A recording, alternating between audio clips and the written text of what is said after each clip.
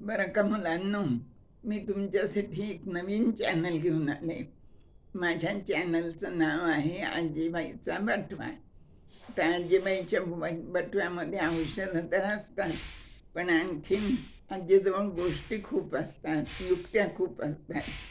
आणखीन जादूही कितीतरी गोष्टी आजीजवळ असतात, कारण तिचा अनुभव खूप दांडगा असतो. तर असं मी वेगळं वेगळं तुम्हाला बरंच काही सांगत असते. आज मी गोष्ट सांगणार आहे ना, त्या गोष्टीचं नाव आहे शुभ सदा बोलावे. काय नाव आहे? शुभ सदा बोलावे. माणसांनी नेहमी चांगलं बोललं पाहिजे, सकारात्मक बोललं पाहिजे. तर असं आपल्याला सगळेच सांगतात, पण आपण नेहमीच तसं बोलतो असं नाही आहे. तर 2 मुलं होती बरं का, शेजारी शेजारीच राहत होती. एक 3रीत होता आणि एक 7वीत होता. एकाचं नाव होतं शिवम आणि दुसऱ्याचं नाव होतं जयू. आता हे दोघंजणं जरी मित्र होते तरी लहान होते. हा जयू मोठा होता आणि शिवम लहान होता, पण त्यांची मैत्री खूप होती आणि त्या दोन्ही घरांचा घरोबा पण खूप होता. नेहमी एकत्र यायचे, एकत्र जेवायचे, एकत्र गावाला जायचे. असं छान त्यांचं होतं आणि हे दोघं तर एकमेकांना सोडतच नव्हते. मस्त शाळेत जायचं, अभ्यास करायचा, रात्री गुपगुपीत छान पांघरुणात झोप घ्यायची. असं छान दिवस चालले होते. पण एके दिवशी दोघंजण उठले आणि थोडं उठून पाहतात तर काय झालं, आकाशात रंगीबेरंगी पतंगच पतंग दिसले त्यांना. त्या दिवशी होती संक्रांत बरं का. पण त्या दोघांनाही छान पतंग उडवायला येत होते ना.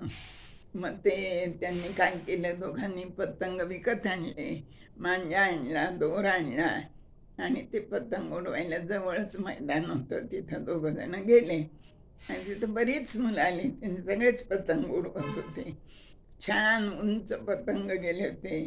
कुणाचे गोता खात होते, कुणाचे खाली येत होते, कुणाचे उंच जात होते, कुणाचे कटत होते. अशी खूप मजा चालली होती आणि ह्या दोघांचे पण पतंग खूप उंच उडाले, अगदी खूप उंच उडाले. असं होता होता काय झालं, संध्याकाळ झाली बरं का. आणखीन बाकीची सगळी मुलं घरी गेली आणि हे दोघं मात्र पतंग उडवतच राहिले. दोघांचे पण पतंग आकाशात अगदी उंच गेले ते बरं का.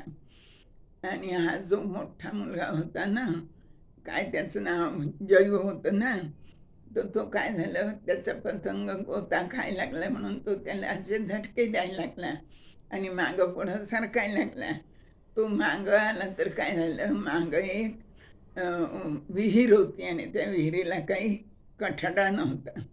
तो एकदम विहिरीत पडला आणि धपकन आवाज आला आणि याचं लक्षच होतं ना. शुभमने ऐकलं ते आणि मग तो आपला पतंग सोडून पळत पळत विहिरीपाशी गेला. तर हा जयू ओरडत होता, वाचवा वाचवा वाचवा म्हणून. पण त्याला एका दगडाचा आधार मिळाला होता. त्या दगडाला धरून तो कसा बसा जीव धरून उभा होता तिथं आणि ओरडत होता. आता शिवमनी सगळीकडे आजूबाजूला पाहिलं तर कुणीच माणूस नव्हतं, कुणीच नव्हतं, काहीच नव्हतं. आता काय करायचं? पण त्याला एक बादली दिसली आणि त्या बादलीला दोर लावलेला दिसला बरं का.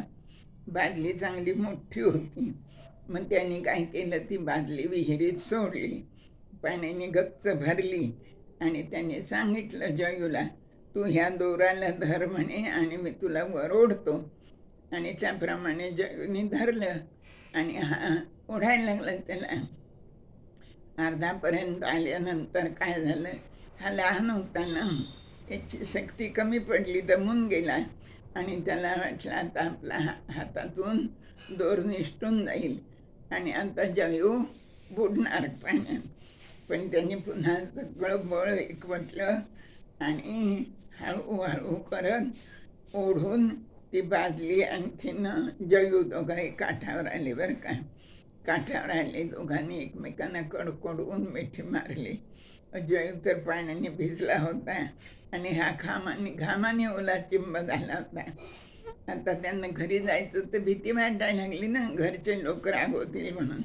पण दोघंही जण घरी गेले आणि आपापल्या घरी त्यांनी सगळी हकीकत सांगितली. तर घरच्या लोकांना ऐकून नवलच वाटलं ना, की हा इतका मोठा जयू आणि हा इतका लहान शुभम, शिवाय जड भरलेली बादली आणि याचं वजन कसं काय या लहान मुलांनी ओढून काढलं असेल. त्यांचा काही विश्वास बसे ना त्या मुलांच्या सांगण्यावर बरं का. आता काय करायचं? मग आजूबाजूचे लोक आले, त्यांनाही सगळ्यांना ही हकीकत सांगितली. त्यांनाही विश्वास बसेना.